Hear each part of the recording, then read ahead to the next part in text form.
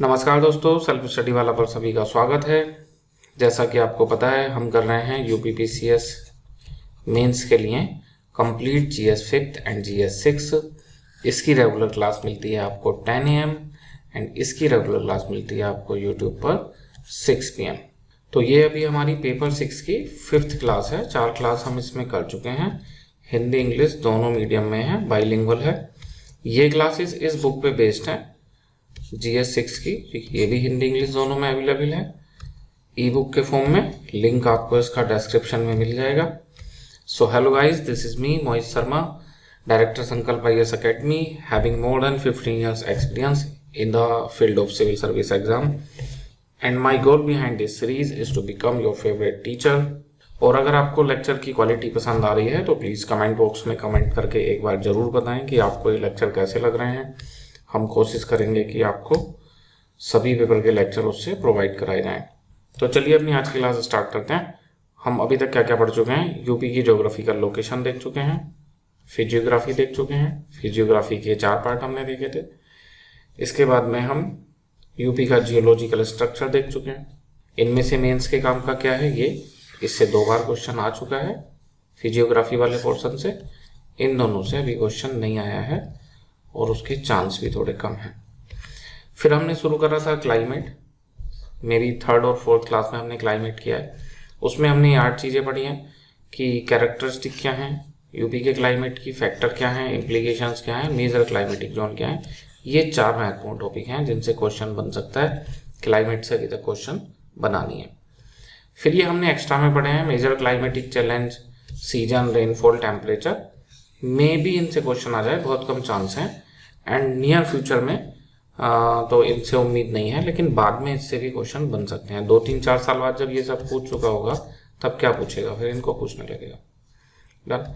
तो आज हमें ये स्टार्ट करना है अपने 5th लेक्चर में, इरिगेशन इन उत्तर प्रदेश। चलिए, तो स्टार्ट करने से पहले अपने मेंस नेविगेटर की बुक में देखते हैं कि हमें इस टॉपिक में क्या पढ़ना चाहिए और इसमें क्या काम का है। चलिए, तो यूपीपीसीएस मेंस नेविगेटर आपको पिछले 7 साल के क्वेश्चन, जब से सिलेबस चेंज हुआ है 18 to 24, ना केवल सब्जेक्ट वाइज बल्कि टॉपिक वाइज फॉर्मेट में प्रोवाइड कराता है।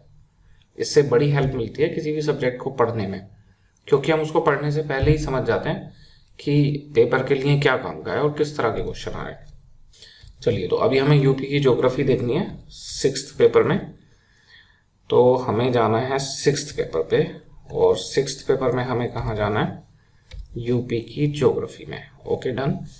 Here 6th paper UP economy, social justice, geography, environment. तो हम यहाँ चलते हैं यूपी ज्योग्राफी।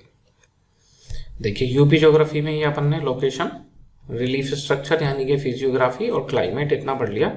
अब ये इरिगेशन हमको पढ़ना है, फिर मिनरल, ड्रेनेज सिस्टम, वेजिटेशन, इनको देखेंगे। तो देखते हैं एक बार इरिगेशन से क्या क्या क्वेश्चन आए हैं अभी तक। यहाँ से हमारे क्वेश्चन स्टार्ट हैं। देखिए, इसमें कोई इरिगेशन का क्वेश्चन नहीं है, ये भी इरिगेशन का क्वेश्चन नहीं है। 2024 में ये क्वेश्चन नहीं आया इरिगेशन से। ओके, उससे पहले देखें तो 2023 में क्या पूछा है कि what are the key features and significance of lower Ganga canal system. Uttar Pradesh में बहुत सारे कैनाल सिस्टम है, upper Ganga, lower Ganga, eastern Yamuna, Sharda Sahayak, बहुत सारे कैनाल सिस्टम है। तो क्या हमें सारे सिस्टम के फीचर्स एंड सिग्निफिकेंस पढ़ने पड़ेंगे?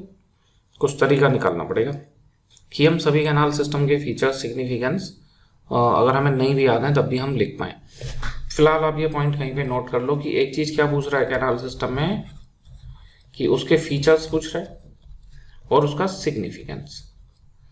फीचर्स यानी कि वो किस नदी पे बनाए हैं, क्या उसका ओरिजिन है, कब बना था, क्या वो ब्रिटिश टाइम में बना है या उससे भी पहले मुगल टाइम में बना है, ये सब उसके फीचर्स होते हैं। एंड सिग्निफिकेंस, ईस्टर्न यूपी के लिए महत्वपूर्ण है, उसकी लाइफ लाइन है, वेस्टर्न यूपी के लिए महत्वपूर्ण है या सेंट्रल के लिए शुगर केन की क्रॉप में मदद करता है या फिर राइस में करता है या व्हीट में करता है। तो ये सब सिग्निफिकेंस हो गए। एक रफ आइडिया हमने ले लिया कि हमें फीचर्स एंड सिग्निफिकेंस में कैनाल सिस्टम में क्या पढ़ना है। फिर 2022 यहाँ से नया सिलेबस है आपका, 23 के बाद से 2 ही पेपर हुए हैं 20 के, जो 5th 6 पेपर एड में। उससे पहले जो 2018 में नया सिलेबस आया था तो उसमें ये जीएस फर्स्ट में आता था, यूपी ज्योग्राफी। तो उस पर लगातार बैक टू बैक क्वेश्चन थे। तब क्या आया था, give an account of irrigation project of Uttar Pradesh. तो उत्तर प्रदेश में इरिगेशन के बहुत प्रोजेक्ट हैं, बेल भी हैं, ट्यूबवेल भी हैं, पंप सेट भी हैं, सोलर पावर्ड पंप सेट भी हैं, कैनाल सिस्टम भी हैं, एंड डैम भी हैं, लिफ्टिंग प्रोजेक्ट भी चल रहे हैं, माइक्रो इरिगेशन को भी सरकार बढ़ावा दे रही है, पर ड्रॉप मोर क्रॉप, ये सुना होगा आपने। तो वो सबके सब पूछे हैं इन्होंने, कह रहे हैं कि उनका विवरण दीजिए विद सुटेबल एग्जाम्पल्स। तो जैसे आप बोलोगे कैनाल सिस्टम, तो आप साथ में कोई एग्जाम्पल दे दोगे कि सारदा कैनाल या अपर गंगा या लोअर गंगा, कोई भी। अगर आप डैम बोलोगे तो आप माता टीला डैम, ये एग्जाम्पल में डाल सकते हो। तो एग्जाम्पल सहित बता दें, डन। और कुल 125 शब्द में पूछा है, इतने सारे इरिगेशन सिस्टम है कुल 125 में। अभी आपकी समस्या ये होगी कि हम क्या पढ़ें, क्या लिखें, कंटेंट की प्रॉब्लम होगी। आप यकीन मानो, जब ये हमारा पेपर कंप्लीट हो जाएगा, कंटेंट कभी भी आपको कम नहीं पड़ेगा, कभी भी। इससे बाहर कुछ नहीं जाने वाला है। हम कोशिश करेंगे कि ये पूरा इसी से कवर हो जाए। अभी पिछले जो 2 साल हैं उसमें पूरा जो है वो इसमें कवर हुआ है। और बुक को इस तरह से डिजाइन करा गया है कि अभी आगे 3-4 साल तक भी कवर होता रहेगा, और बीच में हम इसको अपडेट करते रहेंगे, तो उससे आगे भी ये फिर कवर होता रहेगा। चलिए, तो 2 चीजें हमने देख ली। पूरे इरिगेशन प्रोजेक्ट पूछ ले रहा है, एंड सिग्निफिकेंस एंड फीचर्स पूछ ले रहा है। फिर देखिए, उससे पहले क्या पूछा था, what are the means of irrigation in Uttar Pradesh. तो ये लगभग इसी से हो जाएगा ना, मीन्स ऑफ इरिगेशन, आप इसको कर सकते हैं। Discuss the role of irrigation in agriculture development. तो इरिगेशन के मीन्स पूछ सकता है, उसके क्या मेजर प्रोजेक्ट चल रहे हैं वो पूछ सकता है, इरिगेशन का रोल या सिग्निफिकेंस क्या है वो पूछ सकता है ओवरऑल उत्तर प्रदेश के लिए, या फिर रोल और सिग्निफिकेंस किसी पर्टिकुलर सेक्टर, जैसे एग्रीकल्चर पे क्या सिग्निफिकेंस है, डिजास्टर मैनेजमेंट में क्या रोल है, फूड सिक्योरिटी में क्या है, सोशल सिक्योरिटी में क्या है। तो ऐसे पर्टिकुलर भी पूछ सकता है, जैसे इसमें पूछा हुआ है एग्रीकल्चर डेवलपमेंट, डन। और कैनाल सिस्टम पे अलग क्वेश्चन आ सकता है कि उसके क्या विशेषताएं हैं, तो वो भी पूरे कैनाल सिस्टम पे भी आ सकता है, और उसका कोई पर्टिकुलर, जैसे यहाँ पे पूछा हुआ है कि आप निचले गंगा पे बताओ, ये भी आ सकता है। इससे पहले और क्या है देखना, underline the change happening gradually in the source of irrigation in Uttar Pradesh. तो उत्तर प्रदेश में सोर्स ऑफ इरिगेशन तेजी से चेंज हुए हैं। देखो, स्टार्टिंग में ब्रिटिशर्स एंड थोड़ा पोस्ट मुगल टाइम में की अगर बात करें, तब तो ज्यादातर जो है बैल से, पौंड से, जो छोटे तालाब हैं, इन सब से ही सिंचाई होती थी। तो इनको किसने रिप्लेस कर दिया, कैनाल्स वगैरह ने रिप्लेस करना शुरू कर दिया। मुगल टाइम में कैनाल बनाई गई, फिर उसके बाद में ब्रिटिश टाइम में भी बनाई गई। Eastern Yamuna canal Mughal time से बनी हुई है, शाहजहां के समय से। क्वेश्चन प्री में आता है, ओल्डेस्ट कैनाल ऑफ यूपी रहेगा ईस्टर्न यमुना कैनाल। ब्रिटिशर्स ने अपर गंगा कैनाल उसको डेवलप किया। तो बेल एंड पॉन्ड से हम कहाँ चले गए, कैनाल सिस्टम पे। लेकिन फिर मैकेनाइजेशन हुआ, मोटर बनी, है ना, इंडस्ट्रियल रिवॉल्यूशन हुआ, तो ये बैल से पानी निकालना फिर आसान हो गया, क्योंकि बैल की जगह क्या आ गया, ट्यूबवेल्स आ गए और पंप सेट। तो ट्यूबवेल एंड पंप सेट इन्होंने इसमें हेल्प की। तो बैल को कैनाल को फिर पंप सेट या ट्यूबवेल्स ने रिप्लेस करने की कोशिश की। अभी यूपी का major irrigation 70-75% tubewells, pump set इन्हीं से ही होता है। और अब नए चेंजेस क्या आ रहे हैं, सरकार मेजर डैम बना रही है, जैसे मान लो माता टीला डैम हुआ। सरकार लिफ्टिंग प्रोजेक्ट चला रही है बुंदेलखंड के रीजन में, रिवर लिंकिंग चला रही है, माइक्रो इरिगेशन को बढ़ावा दे रही है। तो ये सब क्या है, रिसेंट चेंजेस है। आप ये टॉपिक अभी कंप्लीट होने दो, इनमें कोई भी क्वेश्चन ऐसा नहीं है जो आपसे बच के जाए, आप ये सारे क्वेश्चन कर सकते हो। और देखते हैं इससे पहले क्या आया है। देखिए, 2018 में पूछ लिया, लघु सिंचाई परियोजनाएं बताओ, minor irrigation project of Uttar Pradesh. तो माइनर इरिगेशन प्रोजेक्ट भी पूछ सकता है, मेजर इरिगेशन प्रोजेक्ट भी पूछ सकता है, इरिगेशन में क्या चेंजेस आ रहे हैं वो भी आ सकता है, एंड यूपी में जो कैनाल सिस्टम है उसके क्या फीचर्स हैं, क्या सिग्निफिकेंस हैं, ये भी आ सकता है। मतलब इरिगेशन में काफ़ी टॉपिक हैं ऐसे जिनसे क्वेश्चन आ सकते हैं। और हम देखें तो बैक टू बैक देखिए, 2018 में क्वेश्चन नहीं आया, फिर 19 में आया माइनर इरिगेशन पे, फिर 20 में भी क्वेश्चन आया क्या चेंजेस हो रहे हैं, फिर 21 में भी क्वेश्चन है कि कौन कौन से साधन हैं और कृषि के विकास में सिंचाई की क्या भूमिका है। 22 में भी क्वेश्चन है, इरिगेशन प्रोजेक्ट के बारे में पूछा है। यहाँ देखना, माइनर वाला पूछ लिया, और इधर वाले में फिर इन्होंने पूछा है केवल इरिगेशन प्रोजेक्ट। तो बताना क्या मेजर इरिगेशन प्रोजेक्ट नहीं पूछ सकता फिर बाद में, ठीक। और 23 में क्वेश्चन आया है कि जो लोअर गंगा कैनाल सिस्टम है उसके क्या फीचर सिग्निफिकेंस है। तो उम्मीद है कुछ कुछ आइडिया आपको हो गया होगा। देखते हैं कि हमारे जो पॉइंट हैं वो इसको कवर कर रहे हैं या नहीं कर रहे हैं। चलो तो इरिगेशन में देखते हैं हमें फिर पढ़ना क्या क्या है। तो पहले सोर्स ऑफ इरिगेशन, ठीक है, इस पे क्वेश्चन आया हुआ था, हमने कवर कर लिया। दूसरा सिग्निफिकेंस और role of irrigation of in Uttar Pradesh, particular sector में भी और बाकी अलग अलग में भी, इस पे भी क्वेश्चन था, तो ये भी हमने कवर कर लिया। सोर्स भी कवर कर लिया, सिग्निफिकेंस भी कर लिया। Challenges in irrigation in Uttar प्रदेश, ये अभी नहीं आया लेकिन मे बी फ्यूचर में आ सकता है, तो इसको पढ़ेंगे। तो सोर्स क्या है, सिग्निफिकेंस क्या है, इरिगेशन प्रोजेक्ट जो है उनमें क्या चैलेंजेस हैं, तो सब में अलग हैं। जैसे कैनाल सिस्टम है तो उसमें सिल्टिंग हो जाती है, ट्यूबवेल्स का यूज ज़्यादा हो रहा है तो जो अंडरग्राउंड वाटर है वो कम होता चला जा रहा है, उसका वाटर टेबल नीचे जा रहा है ना। तो जैसे मेजर डैम है तो मेजर डैम वहाँ से इकोलॉजी, रिहेबिलिटेशन, रीसेटलमेंट, इन सब की समस्याएं आ रही हैं। कई बार ऐसे भी माना जाता है कि वो वहाँ पे कुछ माइनर अर्थक्वेक भी ला सकते हैं। तो हर तरह के इरिगेशन प्रोजेक्ट में कुछ चैलेंजेस हैं, वो हम वहाँ पे देखेंगे। फिर हमने पढ़ना है गवर्नमेंट के मेजर्स क्या हैं उत्तर प्रदेश में इरिगेशन को बढ़ावा देने के लिए। सेंट्रल गवर्नमेंट, स्टेट गवर्नमेंट दोनों, इस पे क्वेश्चन अभी नहीं आया लेकिन आ सकता है फ्यूचर में। इरिगेशन प्रोजेक्ट, इस पे 2 बार क्वेश्चन आया, एक बार ओवरऑल इरिगेशन प्रोजेक्ट के बारे में और एक बार माइनर इरिगेशन प्रोजेक्ट के बारे में। तो हम इसमें पूरे इरिगेशन प्रोजेक्ट डिटेल में पढ़ेंगे, पहले इरिगेशन प्रोजेक्ट, फिर मेजर, फिर minor. Classification of irrigation project, इस पे भी अभी क्वेश्चन नहीं आया है, उसको कई तरह से क्लासीफाई कर सकते हैं, देखेंगे इसको पढ़ते समय, ठीक। तो ये इसका टॉपिक है। फिर यहाँ पे major irrigation project, minor irrigation project, micro irrigation, ठीक। इनके प्रोजेक्ट नहीं होते, वो माइक्रो इरिगेशन को बढ़ावा दिया जाता है। प्रोजेक्ट को major irrigation project and medium and minor 3 में कैटेगराइज करते हैं। तो हमारे लिए माइनर और मेजर जो है वो काम के हैं।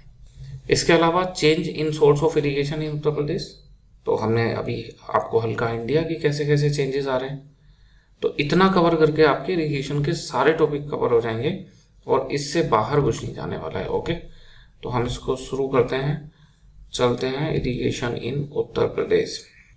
तो पहला टॉपिक हमें पढ़ना है मेजर सोर्स ऑफ इरिगेशन।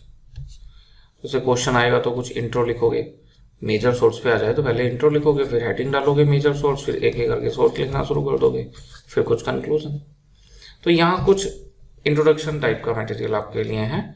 आप ऐसे दिखा सकते हो कि इरिगेशन जो है काफ़ी महत्वपूर्ण है यूपी के लिए और यहाँ पे बहुत सारे सोर्स मिलते हैं, फिर मेजर सोर्स हेडिंग डाल के आप लिखना शुरू कर सकते हो। देखिए, तो जैसे यूपी प्राइमरी एग्रीकल्चर स्टेट है एंड बट यहाँ पे मॉनसून है और उसका सीजनल नेचर है, इस वजह से इरिगेशन का इम्पोर्टेंट है और यहाँ पे कई तरह के इरिगेशन प्रोजेक्ट डेवलप किए गए। फिर आप यहाँ पे सोर्स डाल के ओके। आप कुछ फैक्ट भी यूज कर सकते हो इसमें कि जो नेट सोन एरिया है यूपी में, जहाँ में खेती होती है जितने में, उसका 70% में इरिगेशन यूज होता है, 70%। और वैसे यूपी की इरिगेशन इंटेंसिटी देखें तो वो इंडिया में हाईएस्ट है, 140। इसका क्या मतलब है, नेट सोन एरिया तो आपको समझ आ गया होगा, इतने में खेती हो रही है, ये 100 है, तो इतने में इरिगेशन का प्रयोग करा जा रहा है 70% में। अब मान लो यहाँ साल में 2 बार खेती हुई तो 2 बार पानी दिया जाएगा, इतना हो गया 140, एक साल में 2 बार, तो इसलिए वो उसको इरिगेशन इंटेंसिटी बोला गया है कि वो 140 से ज़्यादा है।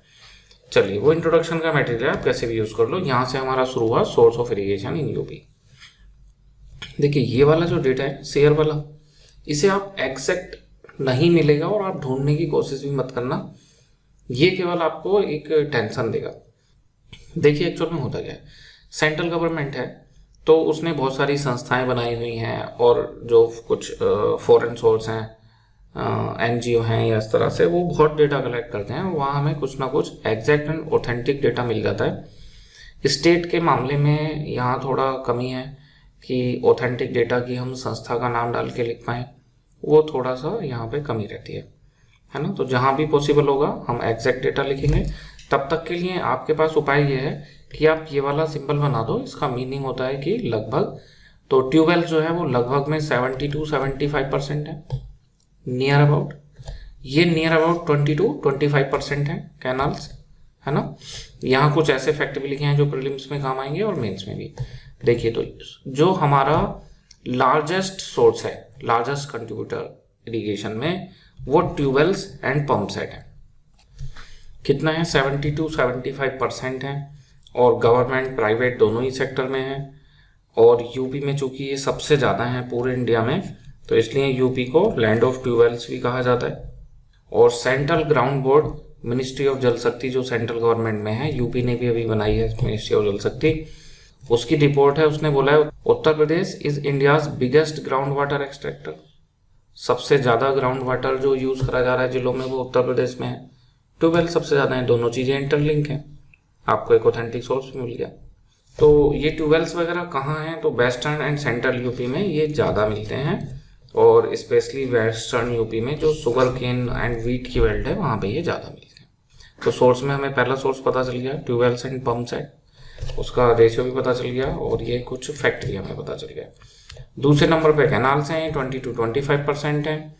तो कैनाल्स देखिए वेस्टर्न यूपी में सबसे शुरू में बनने शुरू हुए थे, अगर ऐसे देखें हम यहाँ पे तो, और अभी भी यहाँ पे काफ़ी कैनाल सिस्टम है। और ईस्टर्न यूपी में हम क्यों यहाँ पे बोल रहे हैं ईस्टर्न यूपी एंड तराई के रीजन में, क्योंकि यहाँ कैनाल्स के साथ साथ ट्यूबवेल्स वगैरह भी काफ़ी ज़्यादा है ना। तो इस वजह से हम यहाँ पे, जैसे यहाँ पे सिस्टम क्या है कि एक हल्का सा हम आपको यहाँ बता देते हैं, आगे भी वो मिलेगा कहीं, देखिए समझने के लिए हमने ये रफ मैप बना दिया। जैसे यहाँ पे ट्यूबवेल बहुत है ना, तो ट्यूबवेल से यहाँ पे खेती होती है। ये वाला जो सिस्टम है इधर वाला, यहाँ पे कैनाल्स है ना, मोर कैनाल्स। इसका मतलब ये नहीं ट्यूबवेल नहीं है, मोर कैनाल्स, यानी कि ट्यूबवेल से थोड़ी ज़्यादा। ये वाला जो सिस्टम है, यहाँ पे ट्यूबवेल से ज़्यादा है कैनाल से। और ये वाला जो रीजन बनेगा बीच वाला, ये हमने इसका बता दिया, इस वाले रीजन में दोनों हैं, कोई डोमिनेट नहीं करता, ट्यूबवेल्स भी हैं एंड कैनाल्स भी हैं। और यहाँ पे कैनाल्स ज़्यादा है, तो यहाँ कैनाल्स ज़्यादा है, यहाँ पे ट्यूबवेल्स ज़्यादा है, यहाँ पे दोनों हैं, और यहाँ पे मेनली ट्यूबवेल्स है। और ये जो इलाका है बुंदेलखंड वाला, यहाँ पे टैंक पॉन्ड इस तरह की चीज़ें जो हैं उनसे खेती होती है ना। तो कैनाल्स वैसे उत्तर प्रदेश में वेस्टर्न यूपी में भी काफ़ी मिलती हैं, बट हम उनका नाम यहाँ पे क्यों, मतलब उनको मेजर सोर्स नहीं मान रहे, क्योंकि यहाँ ट्यूबवेल्स भी बहुत ज़्यादा हैं, जो कि ईस्टर्न यूपी में कम मिलते हैं, वहाँ कैनाल्स ज़्यादा मिलती हैं। डन। तो ईस्टर्न यूपी तराई का नाम लिखेंगे। और ये एक फैक्ट्री के लिए भी काम आ सकता है, लार्जेस्ट कैनाल नेटवर्क है यूपी में। कैनाल की एक और खासियत है, खाली इरिगेशन प्रोवाइड नहीं कराती, इनको मेनली इनको डाइवर्ट करने के लिए पहले कहीं पे डैम बनाया जाता है, तो उसके फिर फायदे हो जाते हैं। कहीं पानी ज़्यादा है तो इसमें पानी रोका जा सकता है, तो फ्लड कंट्रोल हो सकता है ना, डिजास्टर मैनेजमेंट में हेल्प है। और फिर कहीं पे ड्राउट कंडीशन है तो यहाँ से पानी भेजा जा सकता है, तो ये ड्राउट को भी मिटिगेट करती हैं, फ्लड को भी मिटिगेट करती हैं। तो इनके ये भी रोल है ना फ्लड कंट्रोल में। पावर जनरेशन भी हो सकता है ना, डैम पे इलेक्ट्रिसिटी, तो यहाँ से पानी ऊपर से जब प्रेशर से जाता है तो टरबाइन घुमा के इलेक्ट्रिसिटी भी बनाई जा सकती है। तो दो सोर्स हमने देख लिए, एक हो गया ट्यूबवेल पंप सेट, दूसरा हो गया कैनाल, तीसरा आता है well, tank, pond, lake. Traditional source हैं, ये कम होते चले जा रहे हैं लगातार। अभी ये 2-3% थे, अब ये 2 से भी घट के कम रह गए हैं ना, तो इनका शेयर लगातार घटता चला जा रहा है। मेनली ये कहाँ मिलते हैं बताया था अभी, बुंदेलखंड एंड विंध्यन प्लेट्यू में। फिर से समझ लो, अभी बताया था इस तरह से, यहाँ पे ट्यूबवेल ज़्यादा है, इस इलाके में वेल एंड पॉन्ड ज़्यादा है, यहाँ इस इलाके में कैनाल्स ज़्यादा है, इसमें कैनाल्स एंड ट्यूबवेल्स दोनों हैं, और इस वाले में भी दोनों हैं, बट ट्यूबवेल्स डोमिनेट करते हैं कैनाल पे, यहाँ कैनाल डोमिनेट करती हैं ट्यूबवेल्स पे। डन। और यहाँ पे वेल, यहाँ पे ट्यूबवेल्स। डन। ये बिल्ड हो रहे हैं अभी नए micro irrigation project, drip irrigation, sprinkle irrigation. अभी ये 1% से भी कम है। प्रधानमंत्री कृषि सिंचाई योजना वो माइक्रो इरिगेशन को बढ़ावा दे रही है, ये जरूर सुना होगा मे भी आपने, पर ड्रॉप मोर क्रॉप, ये जो नारा है ये इसी के अंदर दिया जा रहा है, प्राइम मिनिस्टर कृषि सिंचाई योजना। डन। लिफ्ट इरिगेशन प्रोजेक्ट, इसको भी सरकार बना रही है ना। लिफ्ट इरिगेशन जो है वो ग्रेविटी के अगेंस्ट होता है। मान लो ये ढाल है तो यहाँ तो पानी जाएगा ही, तो ये तो ग्रेविटी फ्लो है, ग्रेविटी फ्लो ऑफ वाटर। लेकिन अगर आपको पानी इधर भेजना हो तो कैसे करना पड़ेगा? फिर तो किसी मोटर से लिफ्ट करना पड़ेगा और फिर कहीं पानी भेजोगे ऐसे, है ना? तो ऐसे लिफ्ट प्रोजेक्ट पे भी उत्तर प्रदेश में काम करा जा रहा है। तो ये हमने मेजर सोर्स देख लिए। तो उस मेजर सोर्स में दो ज़्यादा हैं, ट्यूबवेल्स एंड कैनाल्स। उसके बाद में बेल टैंक पॉन्ड, वो बहुत कम है, 1 to 2%। माइक्रो इरीगेशन भी बहुत कम है, एंड ये लिफ्ट इरीगेशन प्रोजेक्ट जो चल रहे हैं ये भी कम है। सोर्स कंप्लीट हो गए, पहला टॉपिक डन। इसमें और क्या वैल्यू एडिड मटेरियल ऐड करेंगे जिससे आपको ज़्यादा मार्क्स मिले? तो एक तो ये बढ़िया सा पाई चार्ट बना देना, है ना, कि 70 to 75% tube wells and pumps add है, 20 to 25% कैनाल्स हैं, टैंक पॉन्ड ये 1 से 2% है, और अदर जो है स्प्रिंकल इरीगेशन माइक्रो ये लेस देन 1% है। लिफ्ट इरीगेशन भी इसमें बना सकते हो ना। तो देखिए जो भी हमने पढ़ा है वो सब यहाँ हिंदी में भी अवेलेबल है। वैसे ये ट्यूबवेल सबसे बड़े योगदान करता है, ट्यूबवेलों की भूमि बोला जा रहा है, केंद्रीय भूजल बोर्ड की क्या रिपोर्ट है, सारा कंटेंट आपको यहाँ हिंदी में मिल जाएगा, हम अभी रिपीट नहीं कर रहे। ओके, तो एक ये पाई चार्ट ये वैल्यू एडिशन का काम करेगा। इसके अलावा जो अभी हमने आपको यहाँ पे बताया कि किस इलाके में कौन सा सोर्स है ज़्यादा, आप वो डायग्राम भी बना सकते हो, उसके बारे में लिख भी सकते हो। तो देखो लिखा हुआ तो यहाँ पे है कि वेस्टर्न यूपी में ट्यूबवेल्स ज़्यादा है और यहाँ किस तरह से, और ये इसका एक डायग्राम है, ये आप जरूर से बना के आना। तो अगर सोर्स ऑफ इरीगेशन आता है तो उसमें आपको दो अच्छे डायग्राम मिल गए, एक पाई चार्ट मिल गया और एक ये मिल गया, है ना। और आपने बारी बारी से सोर्स ऑफ इरीगेशन उनको पढ़ लिया, किस इलाके में कौन कौन है। तो यहाँ लिखा है देखिए, मोर कैनाल लेस ट्यूबवेल्स, एंड यहाँ पे उल्टा मोर ट्यूबवेल्स लेस कैनाल्स। ये बीच वाले इलाके में दोनों है, यहाँ पे ट्यूबवेल्स डोमिनेट करते हैं और यहाँ पे इरीगेशन बाई पॉन्ड है, टैंक है, तो इन सब के थ्रू। डन। तो पहला टॉपिक हमारा कंप्लीट हो गया। जब भी सोर्स पूछा जाए तो आप रीजनल पैटर्न जरूर लिखना कि किस रीजन में कौन सा सोर्स डोमिनेट करता है। तो क्षेत्रीय सिंचाई का प्रतिरूप पूछा जाए या ना पूछा जाए, अगर सोर्स पूछे गए हैं तो आप सोर्स के साथ ये भी बताएंगे कि कौन सा सोर्स कहाँ पे ज़्यादा डोमिनेट करता है। डन। तो ये डायग्राम बनेगा ही, इसलिए हमने इसे सोर्स में कवर किया है। तो अपना पहला टॉपिक कंप्लीट हो गया, source of irrigation in Uttar प्रदेश। आ जाए तो कर लोगे इसको आराम से ना। दूसरा, उत्तर प्रदेश में सिंचाई की भूमिका या महत्व, उसका सिग्निफिकेंस क्या है, तो उसको देखते हैं। देखिए, Uttar Pradesh major food producer है, तो अगर यहाँ पे प्रोडक्शन में, एग्रीकल्चर में कुछ भी कमी आती है तो उसका प्रभाव पूरे भारत पे पड़ता है ना, फूड सिक्योरिटी पे पड़ता है। डन। तो ये उत्तर प्रदेश में इरिगेशन का सिग्निफिकेंस को क्रिएट करता है कि अगर इरिगेशन नहीं होगी तो कृषि फिर मानसून का जुआ हो जाएगी, है ना। और मानसून ठीक रहेगा तो एग्रीकल्चर में प्रोडक्टिविटी ठीक रहेगी, वरना नहीं रहेगी। तो समझ रहे हो इरिगेशन का क्या महत्व है। इरिगेशन उसको एक स्टेबिलिटी देता है, फूड सिक्योरिटी देता है, ना केवल यूपी को बल्कि पूरे इंडिया को। इरिगेशन में जो डैम वगैरह बनाए जा रहे हैं कैनाल्स के लिए, तो वो फ्लड को भी कंट्रोल करते हैं। वाटर को डाइवर्स किया जाता है वहाँ से, तो वो ड्राउट को भी कंट्रोल करते हैं। अगर कहीं पे फ्लड ज़्यादा है, कहीं पे ड्राउट ज़्यादा है और कोई इलाका है जहाँ पे ये नहीं है, तो इससे क्या रीजनल इम्बैलेंस नहीं आता, क्षेत्रीय असमानताएं आती हैं। लेकिन अगर इरिगेशन फैसिलिटीज़ हमने बिल्ड की हुई हैं तो फिर ये जो अंतर है ये थोड़ा कम हो सकता है ना। आप ऐसे सोचने की कोशिश करो पढ़ने से पहले कि भाई इरिगेशन के क्या क्या सिग्निफिकेंस हो सकते हैं उत्तर प्रदेश के लिए। चलिए, तो ये कुछ इंट्रोडक्शन टाइप का मटेरियल कि largest food grain producing state है इंडिया का, मॉनसून डिपेंडेंट है, इसलिए इरिगेशन जो है वो लाइफलाइन है यूपी की। ये फैक्ट अभी थोड़ी देर पहले बताए ही थे। तो ये क्वेश्चन आया हुआ है मेंस में खाली।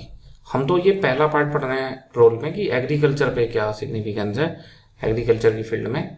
ऐसे बाकी भी पढ़ेंगे कि डिजास्टर मैनेजमेंट में, सोशल सिक्योरिटी में, तो पता है पूरा भी आ सकता है। लेकिन अभी आया नहीं है कंप्लीट, किस पे पूछा है, खाली एग्रीकल्चर पे। तो देखते हैं, देखो एग्रीकल्चर का एक्सपेंशन हो पाता है क्रॉप्ड एरिया का। मान लो पहले यहाँ पे बारिश होती थी तो खेती होती थी, यहाँ नहीं होती थी, लेकिन इरिगेशन फैसिलिटीज डेवलप हो गई तो हो सकती है ना, अंडरस्टैंड। तो ये पहला हो गया एक्सपेंशन ऑफ क्रॉप्ड एरिया। जो सेमी एरिड बुंदेलखंड है वहाँ पे खेती हो पा रही है इरिगेशन फैसिलिटीज से। और जो ईस्टर्न फ्लड प्रोन एरिया था उस वाले एरिया में वहाँ फ्लड कंट्रोल हो पा रही है तो वहाँ पे भी खेती हो पा रही है ना। फ्लड अभी भी आती है लेकिन वो पहले जितनी इंटेंस नहीं है और उतना लॉस उसमें नहीं होता। तो ये पहली फैसिलिटी हमने देखी कि इरिगेशन से हमें एक फ़ायदा ये मिल सकता है कि हमारी जो कृषि क्षेत्र है वो बढ़ सकता है। दूसरा, मान लो यहाँ पे खेती होती थी, यहाँ नहीं होती थी, तो एक फ़ायदा तो कि यहाँ पे भी हो सकती है। दूसरा, जहाँ होती थी वहाँ पहले खाली मॉनसून टाइम में होती थी क्योंकि तभी वाटर अवेलेबल था, लेकिन अब तो पूरे साल हो सकती है, तो हम साल में 2 क्रॉप ले सकते हैं। तो दूसरा बेनिफिट ये हो गया। एग्रीकल्चर की फील्ड के 2 बेनिफिट समझ में आ गए, expansion of agriculture area and दूसरा allow double and multiple cropping, ये इनको परमिशन करता है। ग्रीन रिवॉल्यूशन का जो सक्सेसफुल हुई है उसके पीछे भी इसका कारण है। आपने देखा होगा कि जो पश्चिमी उत्तर प्रदेश है और पंजाब हरियाणा इन इलाकों में सक्सेसफुल हुआ, क्यों? तो एक तो उसका कारण हाई यील्डिंग सीड्स बाहर से लाए गए थे, तो वो तो कहीं भी ले जाए जा सकते थे। इन्हीं इलाकों में क्यों? क्योंकि इन बीजों को ज़्यादा पानी की आवश्यकता होती थी, तो जहाँ इरिगेशन फैसिलिटीज़ बिल्ड थी वहीं पे इनको लगाया गया। वेस्टर्न यूपी में अंग्रेजों के समय से, मुगलों के समय से ही जो कैनाल सिस्टम है वो बनने शुरू हो गए थे, वो वेल इरीगेटेड था उस समय पे। और अब जो आज़ादी के बाद बन रहे हैं वो बुंदेलखंड में, पूर्वी बिहार में, यहाँ पे कैनाल सिस्टम जैसे शारदा सहायक है ना, माता टीला डैम, ये बिल्ड करे गए। तो अब जो विस्तार हो रहा है वो यहाँ पे भी हो रहा है, इन इलाकों में है ना। लेकिन जब तो था ट्रेडिशनली तो वेस्टर्न यूपी में था, तो उस वजह से यहाँ ग्रीन रिवॉल्यूशन सक्सेसफुल हो पाई। इसमें भी इरीगेशन का रोल है। क्रॉप का डाइवर्सिफिकेशन हो पाता है ना। जैसे आप सपोज करो कहीं पे बारिश कम होती थी तो वहाँ खाली कोरस ग्रेन हो सकता था, लेकिन इरिगेशन हो गया तो अब वहाँ पे भी वो वैरायटी में फसलें यूज कर सकते हैं ना। And protection against crop failure, ये तो सेम भाई, ड्राउट कंडीशन है, क्रॉप फेल हो जाती थी उस साल, तो उससे बच गए ना। किसानों में निर्धनता आती थी, तो ये काफ़ी बड़ी समस्या बनती थी। Provide stability and security to farmer, जब ये ऊपर करेगा क्रॉप फेलियर से रोकेगा तो उनको एक स्टेबिलिटी मिलेगी, फाइनेंशियल स्टेबिलिटी, एंड एक सिक्योरिटी मिलेगी फार्मर को, फूड सिक्योरिटी, ये सब है ना। इसके अलावा देखिए सोइल हेल्थ को इम्प्रूव करता है। कैसे? ये कई तरह से कर सकता है। देखिए नंबर 1, जैसे कैनाल सिस्टम के थ्रू अगर इरिगेशन हो रहा है तो उसके साथ में उपजाऊ मृदा आती है ना। गांव में लड़ तक लेते हैं लोग इसके लिए कि किसके खेत में जो है नहर से पानी जाएगा, जो कि उसके साथ में उपजाऊ मिट्टी भी आती है, पहला पॉइंट। दूसरा, अगर ट्यूबवेल से हो रही है तो जमीन के अंदर से जो मिनरल हैं वो ऊपर आ जाते हैं, ये दूसरा बेनिफिट है। तीसरा, अगर इरिगेशन हो रहा है तो वो फर्टिलाइजर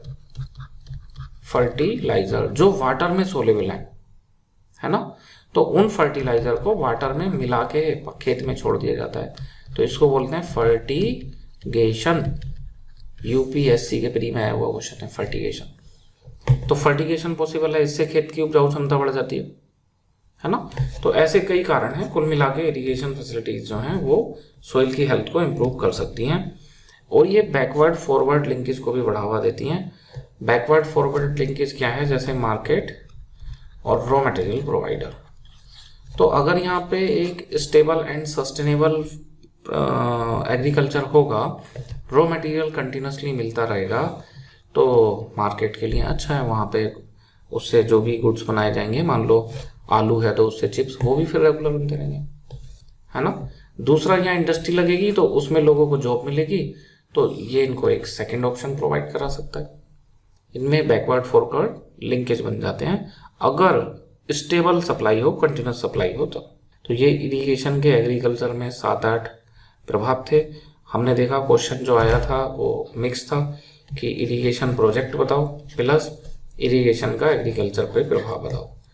तो ये क्वेश्चन था शायद से 12 नंबर में आया हो, मे बी देख लेते हैं, 1 मिनट। देखिए 12 नंबर का क्वेश्चन आया था, तो 200 शब्द में लिखना है, केवल 200 शब्द में। तो 100 शब्द तो आपके ये वाले हुए। अगर ये 200 में है तो आप ऐसे मानो शुरू में 25 शब्द तो इंट्रोडक्शन के, 20-25 मान लो उनको, 20-25 बाद में कंक्लूजन में, तो 150 ही तो बचे।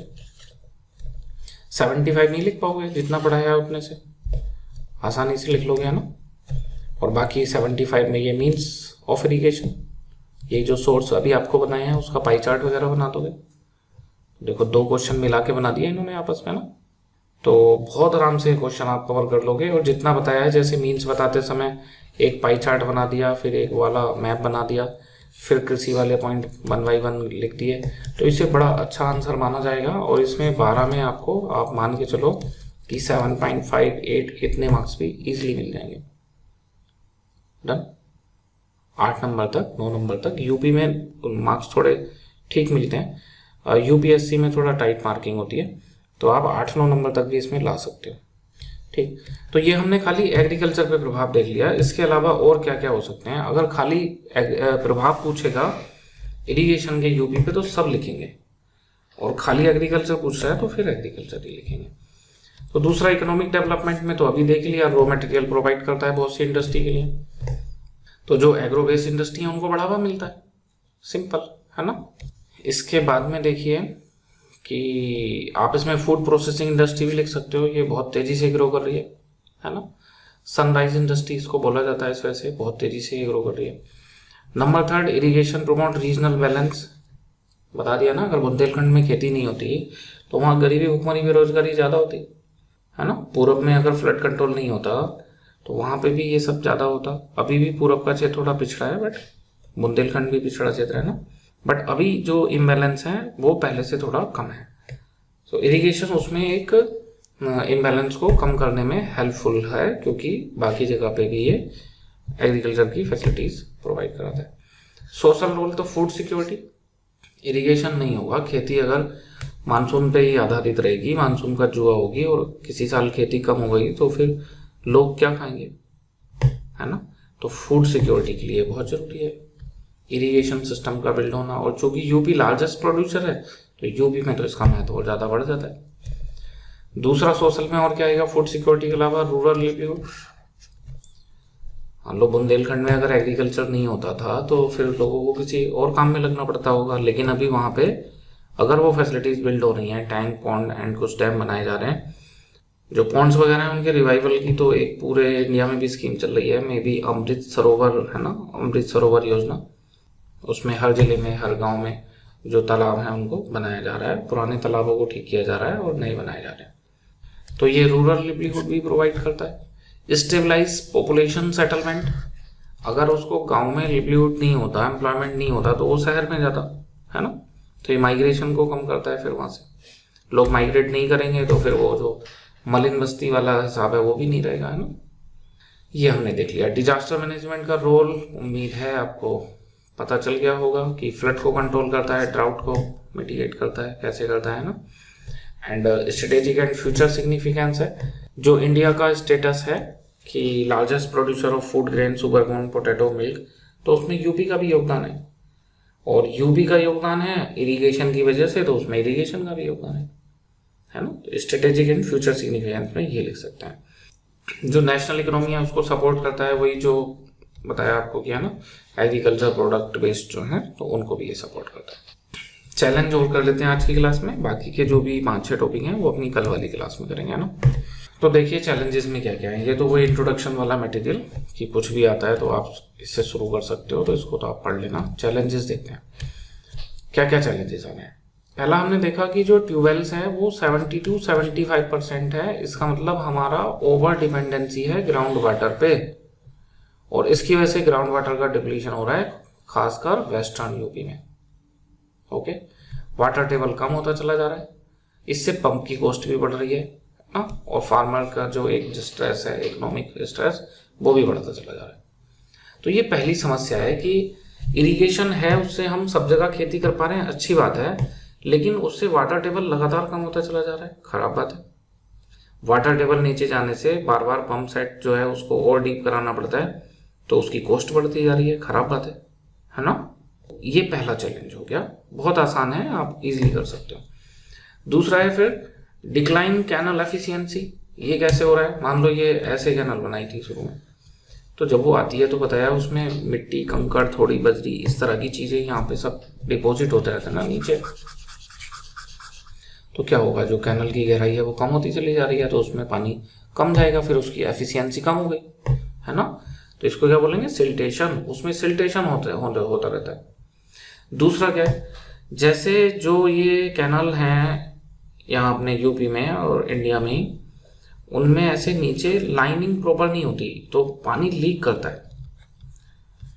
तो जिसके यहाँ इसके आसपास के इलाके में खेत होंगे तो वहाँ तो जल भराव की समस्या हो जाएगी, वो तो बेचारे चावल के अलावा कोई दूसरी फसल नहीं कर पाएंगे, है ना। ऐसी फसल जिसमें हर समय पानी की जरूरत नहीं होती वो वहाँ नहीं हो पाएंगी, तो ये वाटर लॉगिंग की समस्या क्रिएट होती है। ये किसकी वजह से हो रही है वाटर लॉगिंग? ये जो पानी नीचे बैठ रहा है इसको क्या बोलते हैं? Seepage losses.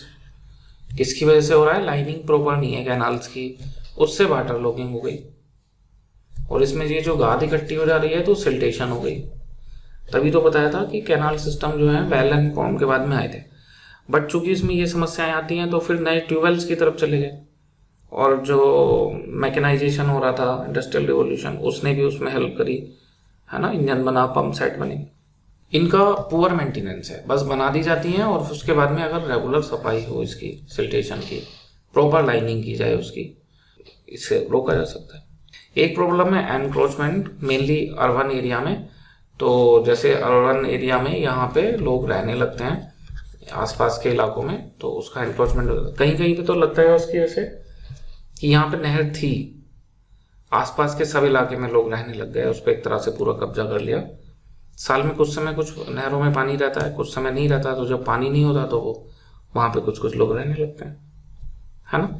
तो ये हमने देखा 1 2 दो चैलेंजेस हैं, बड़े चैलेंजेस हैं। और ये दोनों में जैसे ट्यूबवेल एंड कैनाल, यही तो मेजर सिस्टम है। 95 से ज़्यादा प्रतिशत तो सिंचाई इन्हीं पे आधारित है उत्तर प्रदेश में, और दोनों में ही बड़ी भारी समस्या है ना। फिर इनके उपाय भी देखेंगे अभी। जो ट्रेडिशनल सोर्सेज थे, बैल, पॉन्ड, है ना, उनमें ये सब नहीं होता था, एनर्जी कॉस्ट भी नहीं होती थी, और जब पेट्रोल डीजल यूज़ नहीं करते थे तो पर्यावरण को नुकसान भी नहीं होता था। तो उन्हें जो है उनकी उपेक्षा की गई है, उन्हें नेग्लेक्ट किया गया है, ये एक चुनौती है। 1% से भी कम बचे हैं वो, पहले वो मेजर सोर्स होते थे। ये कह रहे हैं कि रीजनल इम्बैलेंस को बढ़ा रहा है। अभी थोड़ी देर पहले बताया था रीजनल इम्बैलेंस को कम करता है ना। ये दोनों काम कर सकता है। जैसे कहीं पे इरिगेशन फैसिलिटीज प्रोवाइड करनी, तो अब वहां पे एक लिवलीहुड क्रिएट हो गया और एग्रीकल्चर होने लगी, तो लोगों की स्थिति थोड़ी ठीक हो गई, तो इस हिसाब से उसने इम्बैलेंस को कम किया। लेकिन जैसे वेस्टर्न यूपी वेल इरिगेटेड है, वहां पे ट्यूबवेल्स हैं, और ट्यूबवेल्स और कैनाल्स में काफ़ी अंतर है, अभी हम देखेंगे। कैनाल्स तो उसके जो नहर के आसपास के खेत हैं उन्हीं में पानी मिल पाएगा, लेकिन जनरली ट्यूबवेल्स कहीं भी हो सकते हैं। उसके लिए ऐसे कि कैनाल के पास होना ये सब जरूरी नहीं है। तो वेस्टर्न यूपी में फिर डेंस इरिगेशन हो गया, ईस्टर्न यूपी में फ्लड है, बुंदेलखंड में अभी भी ड्राउट कंडीशंस हैं, तो इरिगेशन फैसिलिटीज ठीक से बिल्ड नहीं हुई ना। अभी चल रहे हैं कुछ कुछ project, Ken Betwa linking project है ना, मध्य प्रदेश उत्तर प्रदेश। तो चूंकि अभी वो एकदम वेल डेवलप्ड नहीं है, तो एक्चुअल में ये जो इम्बैलेंस है ये इरिगेशन फैसिलिटीज का इम्बैलेंस है। अगर इरिगेशन फैसिलिटीज ठीक से बिल्ड कर ली जाती हैं सभी जगह, तब फिर ये समस्या कम हो जाएगी। समझ गए होंगे, है ना। इरिगेशन ओवरऑल रीजनल इम्बैलेंस को कम करता है, लेकिन इरिगेशन फैसिलिटीज ही इक्वली बिल्ड नहीं है, उस वजह से इम्बैलेंस को बढ़ाता है। तो अभी का जो पैटर्न है या जो करंट सिचुएशन है वो इम्बैलेंस को बढ़ा रही है, लेकिन जब हम बुंदेलखंड के इलाकों में भी ठीक से ये बिल्ड कर लेंगे, ईस्टर्न यूपी में भी, तब उससे इम्बैलेंस कम होने लगेगा। वाटर क्वालिटी का इशू है, खासकर इधर पूर्वी उत्तर प्रदेश में, बिहार से लगा वाला इलाका है ना, वहां पे फ्लोराइड और आर्सेनिक कंटेमिनेशन काफी ज्यादा है ना। तो ये भी एक समस्या है, खाली पानी नहीं ना, कि उसका स्वच्छ पानी भी होना चाहिए। तो वाटर पोल्यूशन वाली प्रॉब्लम है, चैलेंजेस पड़ रहा है। 5 चैलेंजेस हमने देख लिए। फिर क्लाइमेट चेंज एंड वेरिएबिलिटी, अपनी कल की क्लास में भी देखा था। क्लाइमेट चेंज होने से जो कुछ नेचुरल इवेंट हैं, खासकर जो डिजास्टर्स हैं, उनमें 2 चेंज आए हैं, फ्रीक्वेंसी बढ़ गई, इंटेंसिटी बढ़ गई। पहले से ज़्यादा वो डिजास्टर आने लगा और पहले से ज़्यादा इंटेंस भी हो गया। तो ये रेनफॉल में भी हुआ है कि रेनफॉल कभी नहीं होती तो बहुत कम होती है, और कभी होती है तो बहुत ज़्यादा हो जाती है ना। देखिए, इसके बाद में फिर ड्राउट बुंदेलखंड रीजन में जब रेन कम होगी तो ये कंडीशन आएगी, और ज़्यादा हो जाएगी तो ईस्टर्न यूपी में फ्लड, ये समस्याएं आ रही हैं। एंड लास्ट अपना इंस्टीट्यूशनल एंड मैनेजमेंट चैलेंजेस हैं, जैसे पावर सप्लाई, ट्यूबवेल है, पंप सेट है, लेकिन लाइट ही नहीं आ रही है ना, तो क्या करो, पीएम कुसुम में चले जाओ, सोलर पावर, है ना, सोलर पावर वाले जो पंप सेट हैं वो उनमें सब्सिडी वगैरह भी मिल रही है ना। बाकी जैसे जो भी कैनल वाटर वर्क है, डिस्ट्रीब्यूशन, तो उसमें करप्शन, उसकी इनएफिशिएंसी, फिर ये हो भी जाता है तो लैंड होल्डिंग बहुत फ्रेगमेंटेड है। मान लो एक आदमी के एक ही गांव में 2-2 4-4 बीघा 4 जगह है, तो 4 जगह थोड़ा ना ट्यूबवेल बनाएगा, वो एक ही जगह होता तो फिर कुछ है ना बेनिफिट भी रहता है उसका। कंक्लूजन में क्या लिख सकते हैं आप इसके? 7 चैलेंजेस है, काफ़ी हैं। चैलेंजेस पे भी एक भी बार क्वेश्चन नहीं आए तो आप लिख सकते हो, प्रॉब्लम कभी पूछ ले तो। फिर प्रॉब्लम पूछी है तो सॉल्यूशन भी बताने पड़ेंगे कि गवर्नमेंट ने क्या क्या किया है, वे फॉरवर्ड भी बताना पड़ेगा, तो वो अपनी कल की क्लास में देखेंगे। तो irrigation in UP faces over exploitation of ground water, declining canals and stark regional disparities, और इनको कम करना है तो क्या करना पड़ेगा? Integrated water management. Integrated water management means कि आप किसी एक ही सिस्टम पे मत निर्भर करो, ट्रेडिशनल को भी बढ़ावा दो, कैनाल सिस्टम को भी दो, ट्यूबवेल्स को भी, है ना। और एक्चुअल में तो जिस एरिया में जो सुटेबल है ना, अगर वो क्रॉप आप वहाँ पे लगा रहे हैं मतलब वो हेल्पफुल रहता है। जैसे मान लो कि कहीं पे वाटर टेबल नीचे जा रहा है और बारिश नहीं हो रही, तो उसको वहाँ पे चावल की और गन्ने की खेती नहीं करनी चाहिए, क्योंकि उसमें ज़्यादा पानी लगता है ना। तो सरकार इसको भी बढ़ावा दे रही है, और इसमें अच्छी बात है कि कम्युनिटी लेड डेवलपमेंट सरकार कर रही है, कि सरकार लोगों पे थोप नहीं रही, बल्कि लोगों को जागरूक करके कि वो अपने इलाके में वो फसल ना लगाएं। तो किसानों की कम्युनिटीज़ बनाई जा रही हैं कि वो इन सबको मैनेज करें। बाकी ड्रिप इरीगेशन, स्प्रिंकलर इरीगेशन, इन सबको बढ़ावा देना चाहिए, नदी जोड़ो परियोजना। तो ये हमने थोड़ा आइडिया ले लिया वे फॉरवर्ड का, बाकी तो हम वे फॉरवर्ड पढ़ेंगे बाद में, है ना, गैर सरकारी प्रयास और बाकी में, तो वहाँ वे फॉरवर्ड भी देखेंगे। तो इरीगेशन में कुल मिला के 7-8 टॉपिक हैं, ये हमें 2 क्लास में कंप्लीट करना है। एक हमने आज देख लिया, बाकी हम कल देखते हैं ना। आज थोड़ा अंडरस्टैंडिंगली क्वेश्चन की, तो उसमें भी थोड़ा ज़्यादा टाइम लगा, कल हम इसको कंप्लीट कर लेंगे अपनी 6th क्लास में। ओके, तो आज इस क्लास में इतना ही, मिलते हैं कल। जय हिंद, जय भारत।